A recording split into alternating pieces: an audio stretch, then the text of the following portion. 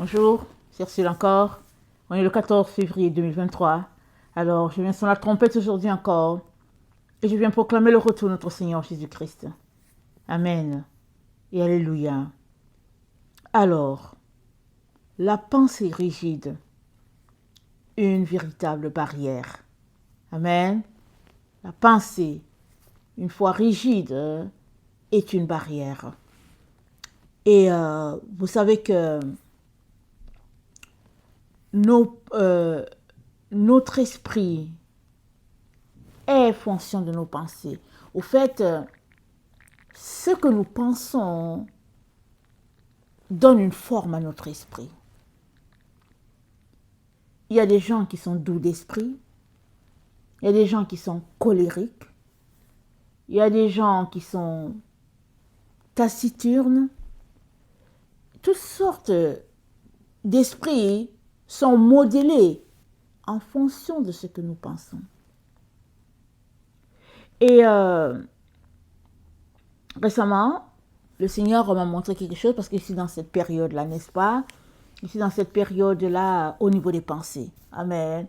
Où le Seigneur est en train de faire un travail au niveau des pensées. Et il m'a montré quelque chose que je vais vous montrer. Amen. Ça va aider tout le monde. Alors, souvent, on ne s'arrête pas tellement, n'est-ce pas? On aime notre Seigneur et puis bon, la vie est belle et puis ben, on s'arrête. On est content. Mais quand le Seigneur veut nous faire avancer, amen, quand il veut nous faire changer de station, il travaille nos pensées. Alors, le psaume 12, le verset 6 dit ceci. C'est le verset 7. Les paroles de l'Éternel sont des paroles pures, un argent éprouvé sur terre, eau creusée, et cette fois épurée. Toi, Éternel, tu les garderas, tu les préserveras de cette race à jamais. Les méchants se promènent de toutes parts, quand la bassesse règne parmi les fils de l'homme. Donc, les paroles de l'Éternel sont des paroles pures. Vérité, n'est-ce pas? Alléluia. Un argent éprouvé sur terre, eau creusée. Alléluia. Le feu vient faire des tests, n'est-ce pas, pour savoir à quel niveau nous sommes. Cette fois épurée. C'est ça que le Seigneur m'a montré. Et qu'est-ce qu'il m'a montré? Il m'a montré que l'image que nous avons de Jésus est fonction des pensées que nous faisons de lui. Amen. Ce que tu penses de Jésus, ce sont tes pensées. Excusez-moi la tautologie, tes pensées te donnent d'avoir ce regard-là sur Jésus. Alors, c'est dit que la parole de Dieu est 7 fois épurée. Ça veut dire que au niveau de tes pensées, tu peux aussi être 7 fois purifié. 7 fois.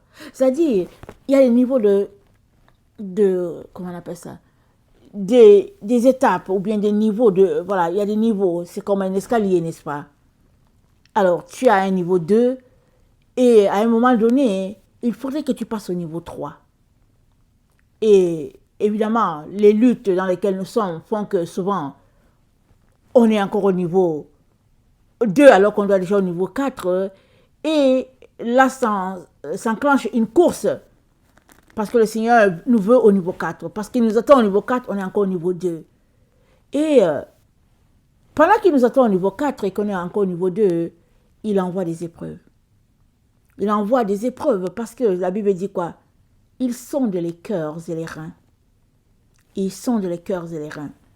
Dans les temps dans lesquels nous sommes, parce que nous sommes allés à l'école, parce que la pensée intellectuelle fait son chemin sur la terre, l'être humain a tendance à penser avec la tête. Excusez que je le dise comme ça, je ne sais pas comment le dire. L'être humain a tendance à penser avec la tête. Mais Dieu nous a créés pour que nous pensions avec le cœur. Et le cœur, il est où? Il est dans notre ventre. Il est dans notre estomac, c'est là que se trouve le cœur. Tu ne peux pas penser avec la tête si tu veux avancer avec le Seigneur. Tu es appelé à penser avec le ventre. Alors, récemment, les scientifiques ont dit qu'ils ont découvert un cerveau au niveau du ventre. Alors, moi, j'avais lu ce document, peut-être que c'est en 2016 ou 2014, je ne me rappelle pas. Bon, j'ai trouvé ça cool et tout. Mais dans mon temps où je suis avec le Seigneur, où il est en train de faire un travail au niveau de mes pensées, amen, dans ce temps-là, le Seigneur m'a montré de réaliser que, tiens, ce n'est pas au niveau de la tête que c'est en premier. Non, c'est au niveau du ventre. Parce que quand il y a fécondation, amen, quand il y a l'œuf et qu'il y a fécondation, je ne sais pas quels sont les premiers organes, mais je pense que quand le cœur commence à battre, je ne sais pas si le premier organe qui est développé, c'est le ventre, je ne sais pas, on dirait que c'est ça. Ce n'est pas d'abord la tête. C'est d'abord là au niveau de l'estomac. Alors, un enfant de Dieu, il pense. Ok, un enfant de Dieu qui obéit à l'Esprit de Dieu, il ne pense pas avec la tête. Parce que si tu penses avec la tête, avec ce que Dieu te dit, tu vas dire non, non, non, je ne ferai pas. Mais si tu penses avec le ventre, c'est là que les entrailles sont, c'est là que l'amour de Dieu intervient, et là tu peux faire la chose. Amen. Alors, nos pensées, amen, déteignent sur notre esprit. Alors, on peut te regarder, on va dire, oh, vraiment, oh, il est tellement doux d'esprit, cet homme-là. Oh, elle est tellement, vraiment chaleureuse. C'est au niveau de tes pensées que ça se passe. Au niveau de tes pensées. Et l'autre verset que le Seigneur m'a donné de m'arrêter dessus aussi, Psaume 19, le verset 8. La loi de l'Éternel est parfaite. Elle restaure l'âme. Le témoin de l'Éternel est véritable. Il rend sage l'ignorant. Les ordonnances de l'Éternel sont droites. Elles réjouissent le cœur. Les commandements de l'Éternel sont purs. Ils éclairent les yeux. La crainte de l'Éternel est pure. Elle subsiste à toujours. Donc, imagine-toi en train d'avoir ces pensées-là agréables. La loi de l'Éternel, elle est véritable. Elle rend sage l'ignorant. Ah, tu comprends que voilà, tu as besoin de t'accrocher à la parole de Dieu afin de sortir de ton ignorance. Les ordonnances de l'Éternel sont droites. Elles réjouissent le cœur. Ah, la voie de la droiture, la voie de l'intégrité, c'est avec Dieu. Les commandements de l'Éternel sont purs. Ils éclairent les yeux. Ah, tu veux être rempli de discernement. Les commandements de Dieu sont là. Alors, c'est une décision de ta part de vouloir changer les choses au niveau de ta pensée. Si ta pensée est trop rigide, rien ne va se passer. Alors, c'est quoi la rigidité? Quelque chose qui est rigide, c'est quelque chose qu'on peut plier. C'est inflexible. Vous savez, il y a des brindilles qui se font plier facilement. Le rotin, ça se plie facilement. Il y a d'autres, c'est rigide. Et quand tu insistes, ça se brise. Et le Seigneur ne veut pas que nous soyons brisés au point de mourir. Mais quand il nous brise, c'est qu'il nous défait complètement de la pensée que nous avons de nous, des choses que nous valorisons, de toutes ces choses-là que nous appelons, c'est pour moi, et puis tout ça, il nous brise. Pourquoi? Il veut nous rendre un moule qu'il peut utiliser pour sa gloire. Amen. Alors, la parole de Dieu, elle est 7 fois éprouvée. C'est la même chose pour toi et moi. On peut s'élever à 7 niveaux d'épuration pour une seule pensée. Suppose que tu penses que les femmes peuvent prêcher, exemple. Alors, à ce niveau-là, le Seigneur peut te faire élever à 7 niveaux différents de cette pensée que tu as. Mais il ne va pas commencer tout de suite en te donnant la pensée finale. Il va d'abord te donner la première. Que, ok, la femme peut aussi enseigner. Alors il va te diriger où c'est. Il va te faire intégrer les différents éléments. Et maintenant, suppose qu'il veut t'amener plus loin. Exemple, il veut t'envoyer sur la route, les carrefours pour aller te tenir là-bas pour prêcher. Il faudra qu'il fasse un autre travail pour t'amener là, à ce niveau-là. Ça, c'est un exemple comme ça qui me vient. Alors, question de dire que nous avons besoin d'évoluer ou bien d'avancer. Voilà. Nous avons besoin de grandir. Jeter les pensées qui sont rigides. Amen. Épouser celles qui sont flexibles. Et laisser à l'Esprit de Dieu de nous transformer pour la gloire de Dieu. Si nos pensées sont trop rigides, on ne va pas aller loin. On va faire du surplace. Et il est très important qu'on sache que on n'est pas indéfiniment à une position B. Non, on est à une position B pour un certain temps. Après, on doit passer à la position C.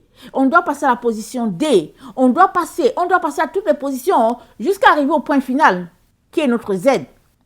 Mon point Z ne sera pas forcément ton point Z, mais on doit avancer.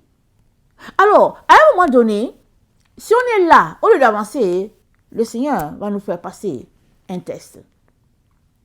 Si nous réussissons le test, ça veut dire que nous voulons aller de l'avant. Hein. Il va nous épurer. Alors, s'il nous épurait à un rythme, exemple, de 60%, hein, mais parce qu'on est en retard, il va nous épurer à un rythme de 90%. Ça va aller vite, ce serait douloureux, mais il faut arriver à cet endroit où il nous attend. C'est comme ça qu'il faut voir les choses. Alors, dans Proverbe 17, le verset 22, voilà ce que notre Dieu nous dit, Proverbe 17, le verset 22. Excusez-moi. Proverbe 17, le verset 22. Un cœur joyeux est un bon remède, mais un esprit abattu dessèche les eaux. Alléluia. Un cœur joyeux est un bon remède. Si tu te lèves le matin et que tu es joyeux, tu loues le Seigneur pour dire Seigneur, merci pour ce jour encore que tu as fait. Je te loue, je te célèbre. Ton cœur est déjà joyeux. Tout ce qui va venir de ton côté, tu vas bien prendre. Oh, alléluia, amen. Et puis, ça dit un bon remède pour toute ta personne. Mais je pense que tu te lèves et puis tu dis, ah, je suis déprimé, tu vas t'asseoir devant la télévision, et puis, oh, la vie, ça va pas et tout. Mais tout ton être va subir. Tout ton être va subir. Maintenant, quelqu'un peut te dire, sors de là. Tu peux dire, ok, d'accord. Ou bien, hein, quelqu'un peut te dire, sors de là et tu dis, non, je suis bien dans mon affaire. Et si tu dis que tu es bien dans ton affaire, c'est que ta pensée est rigide. Que veux-tu que Dieu fasse avec toi? Amen. Que veux-tu qu'il fasse avec toi? Il va te dire, oh Robert, sors de là. Je t'aime. Oh Robert, tu es là pour dire, oh non, la vie est difficile. Oh, la vie est difficile. Mais le Seigneur Jésus t'attend à un endroit. Tu es à B, il t'attend à D. Et tu es en train de dire que la vie est difficile. Mais quand est-ce que tu vas quitter ton point B pour arriver à D? Parce que le Seigneur t'attend à D. Il est très important qu'on saisisse ces petites choses-là, qui n'ont l'air de rien, mais qui sont très très importantes parce que ça va nous aider. Amen. Parce que on est sur un champ de bataille. Nos pensées sont un champ de bataille. C'est comme ça, c'est la guerre. Et la guerre que nous faisons, ce n'est pas de corps à corps, mais non. L'ennemi fait la guerre de corps à corps. Quand l'ennemi vient te confronter, il veut juste la bagarre. C'est ça. Regardez les gens qui n'ont pas le Seigneur. Ou bien les gens qui ont le Seigneur qui sont dans la chair. Ils sont toujours en train de discuter. Ils sont toujours au téléphone en train de faire tout ce que Dieu n'aime pas. Mais nous qui marchons avec le Seigneur, qui avons choisi de marcher avec le Seigneur, nous sommes appelés à combattre avec nos pensées. Et l'ennemi fait tout pour nous amener sur un terrain, pour nous perdre. C'est la raison pour laquelle les cellulaires sont inventées. Toutes sortes d'histoires sont là. l'œuvre de l'ennemi. Ça sert, n'est-ce pas, pour faire beaucoup de travail. Maintenant, c'est à toi de t'organiser pour ne pas être dépendant du cellulaire. Parce que si tu es dépendant du cellulaire, finalement, tu deviens esclave du cellulaire. Et ça, le Seigneur ne veut pas ça pour toi. Alors, un cœur joyeux est un bon remède. C'est un bon remède. Mais, un esprit abattu, ça dessèche les os. C'est-à-dire, ça te rend malade. C'est ce que ça veut dire. Quand tes os sont desséchés, tu es malade. La maladie est descendue jusqu'à s'aller dans les os. Regardez ce que Proverbe 4 dit. Le verset 23. Proverbe 4, le verset 23 dit... Attendez, Proverbe 4, le verset 23, ça dit... Excusez-moi, c'est le verset 22. Mon fils, sois attentif à mes paroles. Prête l'oreille à mon discours. Verset 21. Qu'il ne s'éloigne pas de tes yeux. Garde-les dans le fond de ton cœur. Car c'est la vie pour ceux qui les trouvent. C'est la santé pour tout leur corps. La santé pour tout ton corps. Quoi? Les paroles de Dieu. Les paroles de Dieu. Si à tous les jours tu te nourris de la parole de Dieu, et à tous les jours tu gardes un cœur joyeux, amen, tes pensées qui détiennent sur ton esprit fera de toi quelqu'un d'un esprit paisible à la gloire de Dieu. Proverbe 18, le verset 14.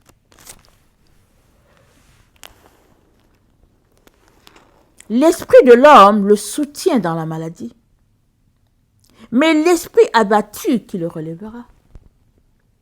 L'esprit de l'homme le soutient dans la maladie. Qui va le relever, cette personne-là, si son esprit est déjà abattu? Mais si il a déjà un esprit élevé, dans toute situation qu'il va traverser, amen, il va venir en conquérant. Il va venir, il va dire, ok, je dois combattre. Et il est donc important que nous puissions pratiquer, d'avoir un esprit qui combat sur les normes du Père. Parce qu'un esprit rigide, ça ne va pas loin. Ça fait du surplace. Et finalement, ça prend la couverture, et puis ben voilà, c'est un peu... Et surtout dans un endroit où il fait froid.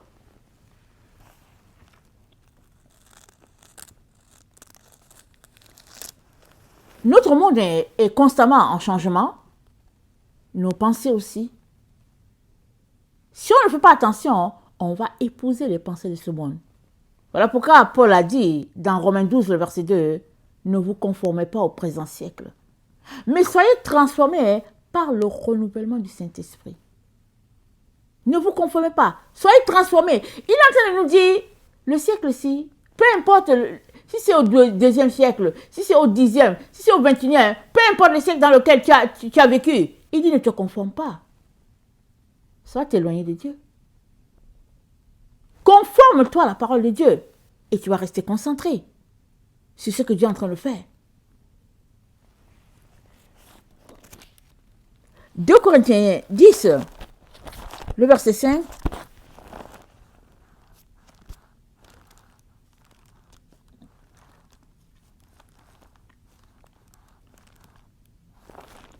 2 Corinthiens 10, le verset 5, ça dit ceci.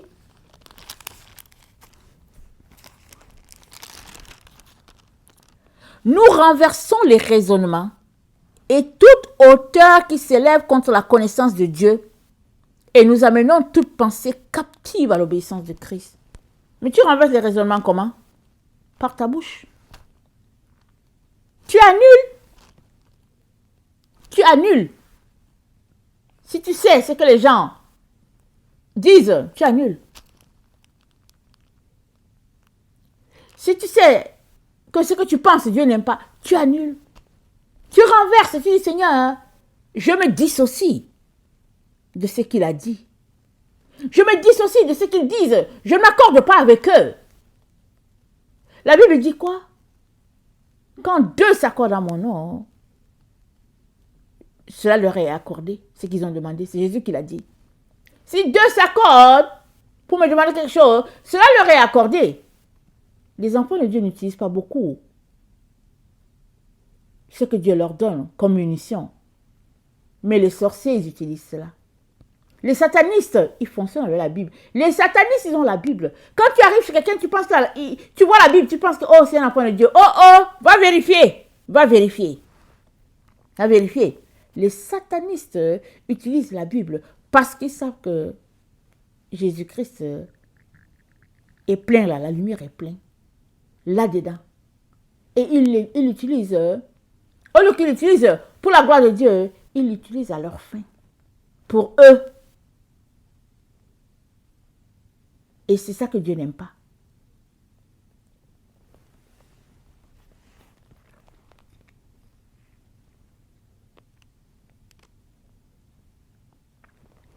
Ta pensée peut devenir ton ennemi. C'est-à-dire que tu vas aller quelque part, mais ta pensée se développe ailleurs. Ta pensée t'envoie ailleurs. Mais toi, tu dois aller quelque part, mais la pensée, elle va ailleurs. Mais maintenant, il faudrait vraiment une grâce de Dieu pour que tu puisses distinguer que, apparemment, il y a deux pensées en moi. Sinon, tu vas prendre une direction te disant que, oh, c'est Dieu qui m'envoie là-bas, alors que non, c'est ta pensée rebelle qui t'envoie là-bas. Et cette pensée rebelle, elle vient d'où? Elle vient de l'intérieur de toi. La Bible dit quoi? C'est de l'intérieur de nous que viennent les mauvais désirs. C'est de l'intérieur. Ça ne vient pas d'ailleurs. Ça peut être dû à des frustrations, ça peut être dû à des colères, ça peut être dû à toute situation d'injustice que tu vis, peu importe. Ça peut être là.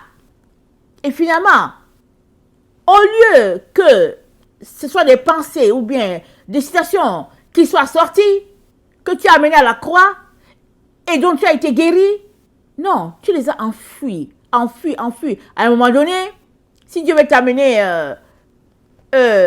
au point P et que tu es encore là au point D, mais au fait, l'Esprit de Dieu va activer la fonction qui fait que les pensées doivent sortir. Parce que tu es encore à D alors que Dieu t'attend au point P. Et maintenant, alors que ces choses-là sont activées en toi, hein, il faudra que tu saches ce qui est de Dieu et ce qui n'est pas. Parce que les mauvaises pensées doivent sortir. Elles doivent s'en aller. Elles doivent être amenées captives à l'obéissance de la croix. C'est-à-dire quoi? Elles doivent être maîtrisées, attachées et forcées à obéir à ce que Dieu dit. Mais c'est toi qui dois les forcer parce que ce sont tes pensées à toi. Moi, je ne peux pas forcer tes pensées. Tu ne peux pas forcer les miennes. Mais toi, tu peux forcer tes pensées. Ce sont tes pensées. Tu dois dire à tes pensées, je te commande d'obéir à Dieu. C'est à toi de le faire.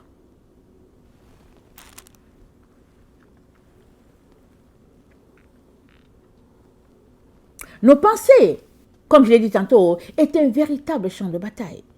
Et Philippiens 4, le verset 8 dit, au reste, frère, que tout ce qui est vrai, tout ce qui est honorable, tout ce qui est juste, tout ce qui est pur, tout ce qui est aimable, tout ce qui mérite l'approbation, ce qui est vertueux et digne de louange, soit l'objet de vos pensées.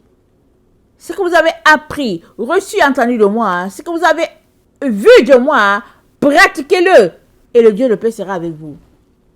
Je vous dis, Paul, en tout cas, il avait une relation avec Dieu. Pour dire des choses comme ça, il dit ce que vous avez vu de moi, pratiquez-le. Ça veut dire que Paul marchait dans l'obéissance. Il imitait. Dans 1 Corinthiens 11, on a vu qu'il dit, soyez mes imitateurs.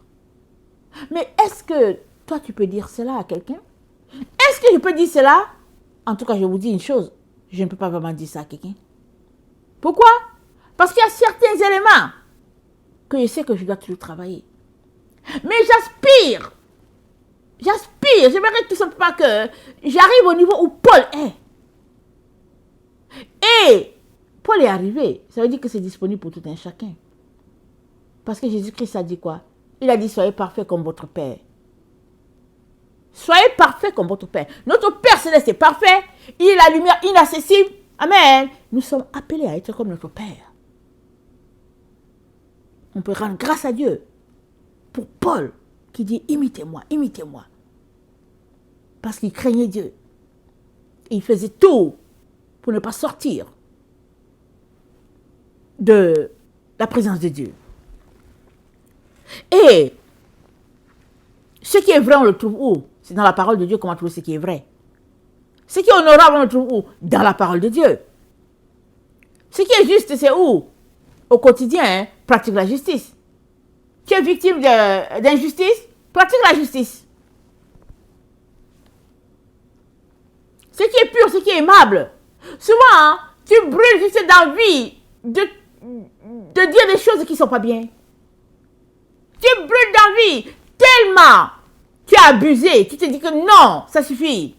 Mais Dieu dit, il faut être aimable.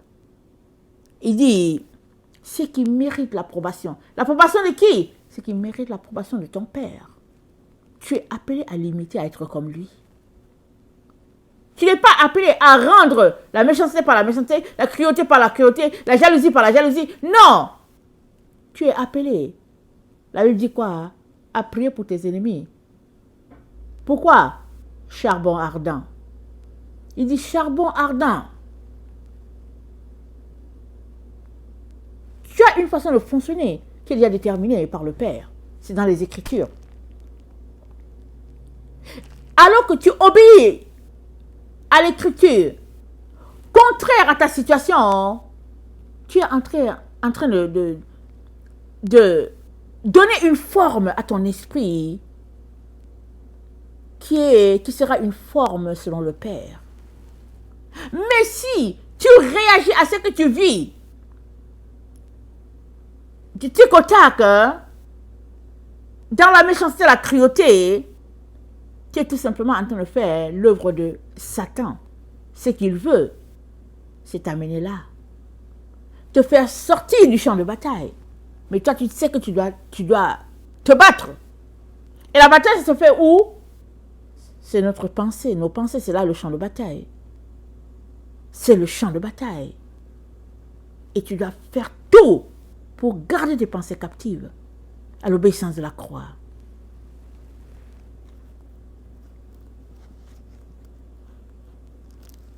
Romains 8, le verset 7 nous dit, Romains 8, le verset 7,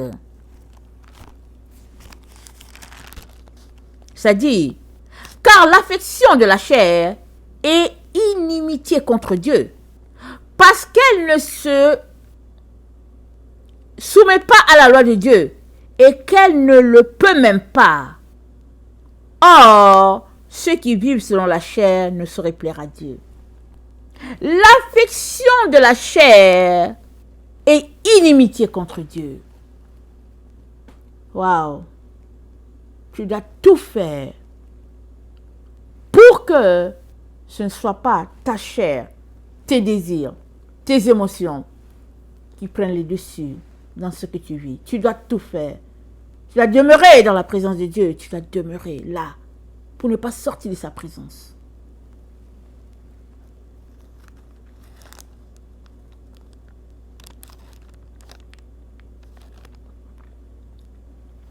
De Corinthiens 5, le verset 7.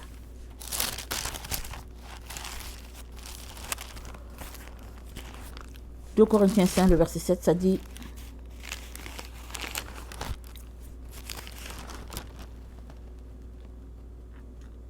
car nous marchons par la foi et non par la vue. Nous sommes pleins de confiance et nous aimons mieux quitter ce corps et demeurer auprès du Seigneur. Nous marchons par la foi et non par la vue. Parce que si tu veux marcher par la vue, tu ne vas pas te rendre. La foi, c'est quoi? Une ferme assurance des choses qu'on espère, une démonstration de celles qu'on ne voit pas. Ta foi te donne de garder les yeux fixés sur ton Seigneur que tu ne vois pas devant toi. Mais tu sais qu'il vit et il sait tout ce que tu vis. Amen. Colossiens 3, le verset 9 à 10. Colossiens 3, le verset 9 à 10. Ça dit ceci. Ne mentez pas les uns aux autres, vous étant dépouillés du vieil homme et de ses œuvres. Tu t'es déjà dépouillé du vieil homme? Pourquoi tu veux retourner là-dedans? Ne mentez pas les uns aux autres. Tu t'es dépouillé? Ok, laisse les choses que tu as enlevées, laisse-les là-bas. Ne retourne pas les prendre, c'est déjà la poubelle. Ne va pas les prendre. Ayant revêtu l'homme nouveau, qui se renouvelle dans la connaissance selon l'image de celui qui l'a créé. L'homme nouveau se renouvelle dans la connaissance de celui qui l'a créé. Mais qui l'a créé? C'est Jésus-Christ. Donc, l'homme nouveau en toi se renouvelle dans la connaissance de Christ. Ça veut dire quoi? Si tu ne passes pas ton temps à lire ta Bible et à étudier les Écritures, tu ne vas pas connaître Jésus.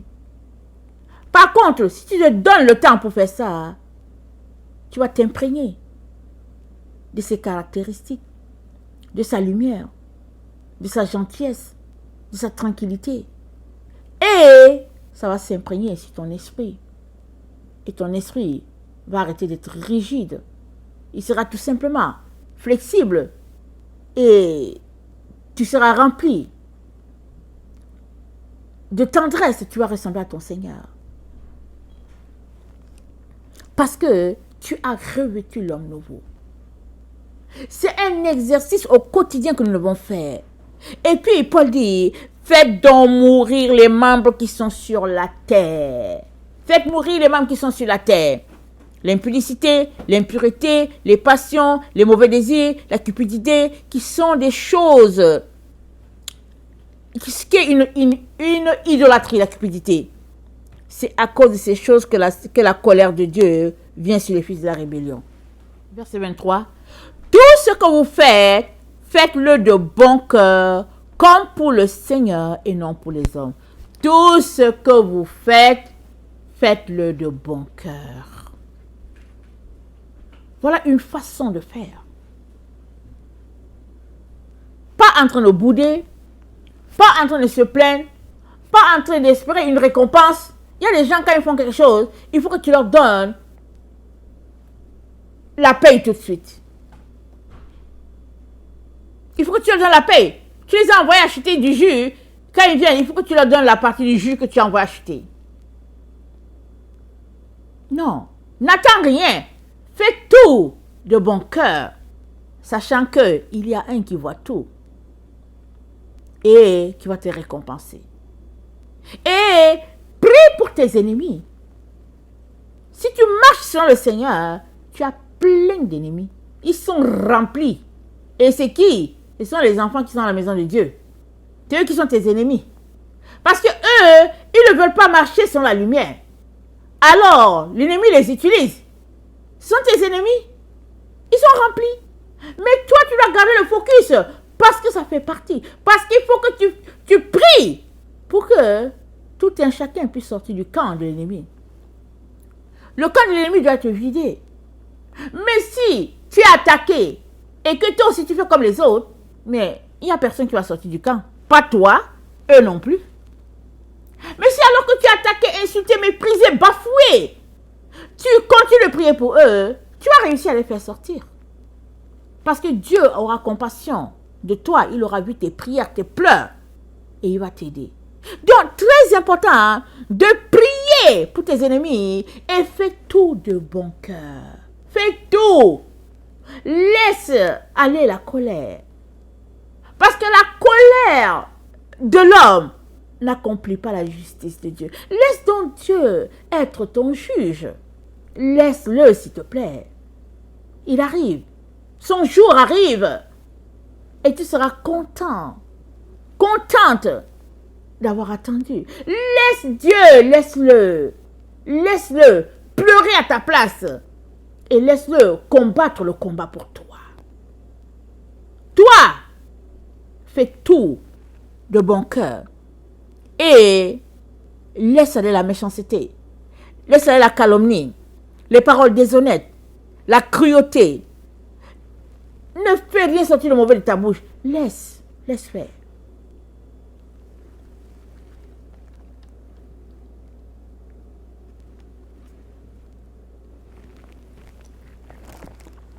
Je vais terminer en lisant Apocalypse 22,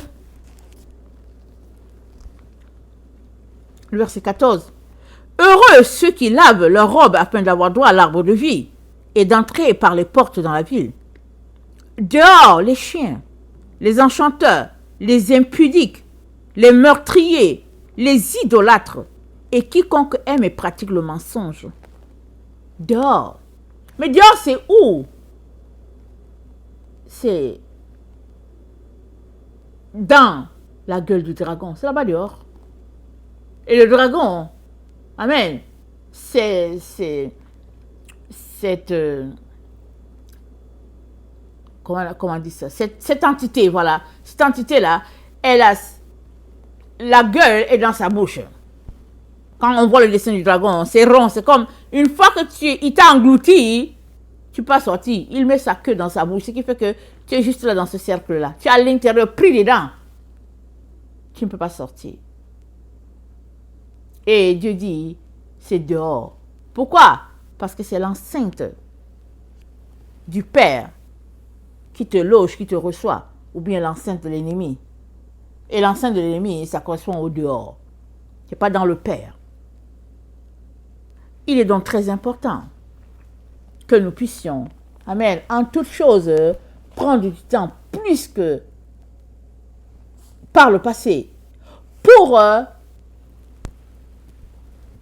tailler ou bien donner une forme à nos pensées flexibles comme les pensées du Père. Et de sorte que dès qu'il te parle, tu sois rapide à agir. Souvent nos pensées sont tellement rigides que Dieu nous parle, on est là pendant 3-4 jours, Dieu m'a parlé, mais quoi? Mais quoi? Est-ce qu'il t'a parlé? Peut-être que tu n'as pas bien entendu. Et si tu n'as pas bien entendu, va devant lui en kékine-le pour dire, j'ai pas compris. J'ai pas compris. Voilà ce que je comprends. Est-ce que c'est ça que tu comprends aussi? J'ai appris à faire ça récemment. J'ai appris à faire ça récemment.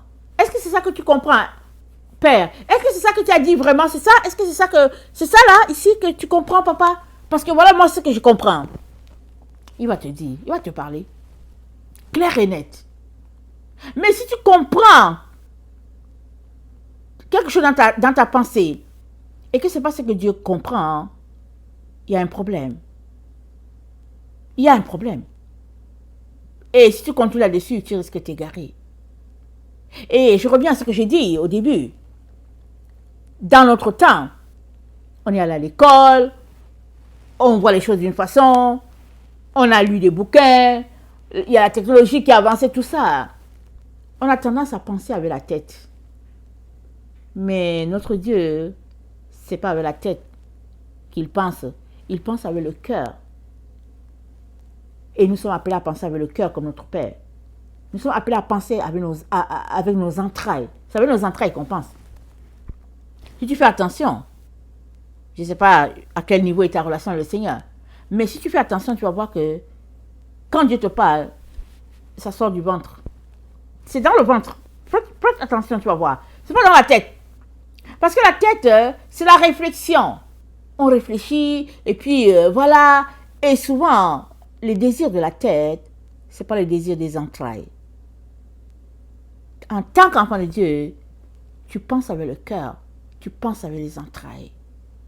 Tu penses avec ce qui secoue le cœur de Dieu. Et seule une relation de proximité avec le Seigneur va te donner de penser comme ça. Et les gens qui marchent sont là au lycée, ils pensent avec la tête. Ils s'arrêtent là pour dire, ah, mais non, je vais aller au Brésil, et puis bon, ce clochard que j'ai rencontré, son besoin est trop grand, mais si je réponds à son besoin, je n'irai pas au Brésil. Oh non, non, merci. Je vais faire comme si je ne l'ai pas vu. Mais celui qui pense avec les entrailles, il va dire, oh, je voulais aller au Brésil, mais, ah, je viens de rencontrer ce monsieur, sans abri, il a un besoin, ah, je vais voir si je peux le mettre dans un appartement. Toutes sortes d'histoires. Ça veut bien comme ça, n'est-ce pas? Et bye bye Brésil. Vous comprenez? Bye bye Brésil. Et très souvent, c'est parce que Dieu ne veut pas qu'il aille au Brésil, qu'il a mis ce sans-abri là sur son chemin. Il a mis la personne, il s'est dit, ok, lui là, je lui parle, il n'écoute pas. Je lui dis de ne pas aller au Brésil, il n'écoute pas. On va envoyer celui-ci sur son chemin. On va voir s'il va vraiment m'obéir ou pas. Mais parce que tu aimes Dieu, et que tu es saisi par une situation ici, tu vas laisser ton Brésil, tu vas dire Jésus, tu sais quoi, tu vas répondre à mon Brésil un jour.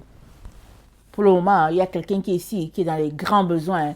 Et si je m'amuse, le froid va le terminer dehors. Je ne veux pas cela, Seigneur. Je ne veux pas avoir sur ma conscience de n'avoir pas aidé quelqu'un.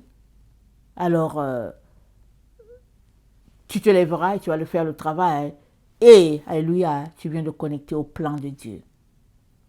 Donc, prions, supplions le Seigneur de nous aider à sortir des pensées rigides. Dieu va nous aider.